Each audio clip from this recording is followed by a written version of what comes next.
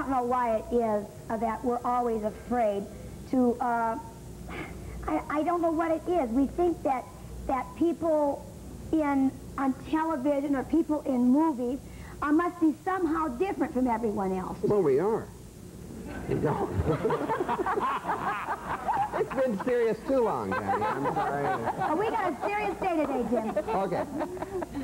You're right. You're right. You're right. No, but why are you always afraid to go to someone and talk to someone that's on the television tube, or someone that you see in movies, or someone that you see, you know, or a very wealthy person, and you're so afraid to go tell them about Jesus, and when you come to find out, some of those people need him more than anyone else in the whole world because they have more problems, more frustrations, a harder time.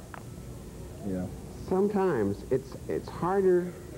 It's easier to go to Africa. It's easier to go to China. It really is. That's true. It's easier than it is to turn to the person next to you, or your next door neighbor, family, or your family, or the people you work with, or people you see all the time on TV and you're familiar with. Now, you know, if the Lord has put a love in your heart for that person, man, pray for them. Yeah. You know, pray for them. I think one of the things, though, we look for, we have a strata consciousness. It's a lot easier to go to Africa and talk down to the natives than it is to go to someone that we feel is in a different financial strata and talk up to them. We forget that we represent the King of all kings and that we're all on equal ground. I mean, hey, friend, if you don't like my witness, bless your heart. I love you, but the problem isn't mine, it's yours, because the king sent me, I delivered the message. But everybody can't witness like that. I truly think at one time I was called by God to work with movie stars, and I was seeing quite a few of them, and I was going in there intimidated, and I realized that, and I backed out. They seen a weakness. You know, I'm living in a $30,000 house. They're living in $1 million home. And I wanted to take my shoes off. You know, I felt like I should do something, you know, and I think they picked up on this, and I backed back out of it.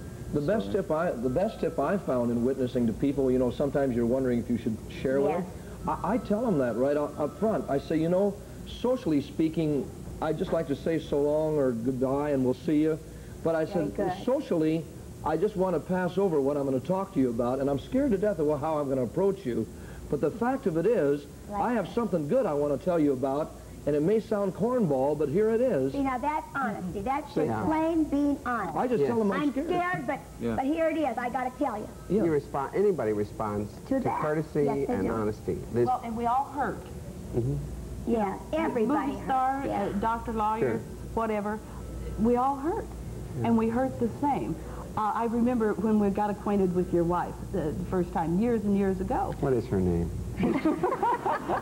Jim, we're going to kick you right off this show if you're not good. I'll think of it in a minute. And what was happening is that June had opened her home, and she lives in a nowhere spot in California, 35 miles from nowhere, and there's only one paved road in town. But every Thursday, she opened her home for ministry, and we would pray that God would send whoever needed to come. And women from all over Southern California came, and we got acquainted with movie stars. We did not know they were movie stars because they came in, said their first name, and we got to ministry. Because they were hurting. They would drive up in the Cadillacs and the furs and with all their nice jewelry and everything, but they were still hurting. And they came to meet Jesus. And I think that no matter who the person is, if we offer the real Jesus and his healing power, they're going to witness to it. You know, something happened to me one time that it was really a gentle rebuke from the Lord, and I took it as that. But one of my girlfriends that I had known in high school called me up and said, "Tammy, guess what?" I mean, this was just a couple of years ago. "Guess what?" She said, "I have gotten saved." She said, "It's the most marvelous thing." She said, "I have gotten saved." And then she said to me, "You were Christian in high school, weren't you?" And I said, "Yes." She said, "We knew you were. Why didn't you ever tell me about Jesus?"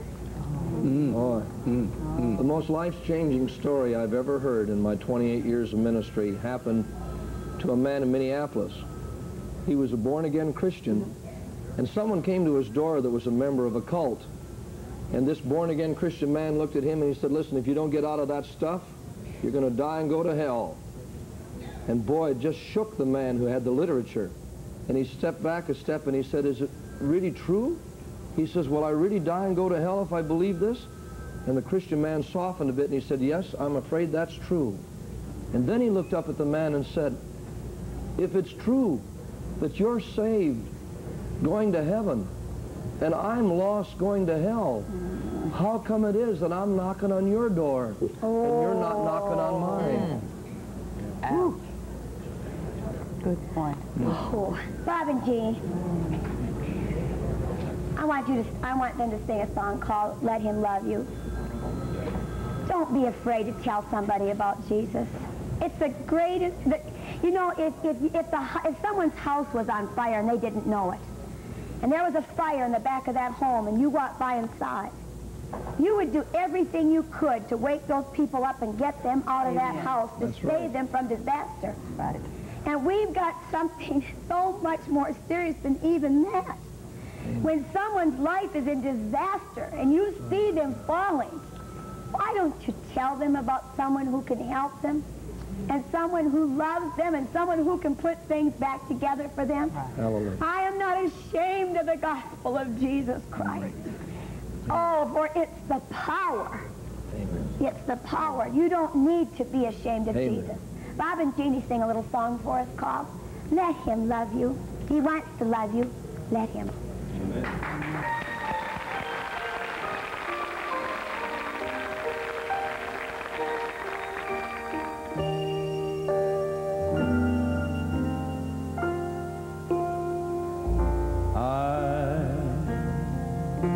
Somebody who's thinking of you today, and he knows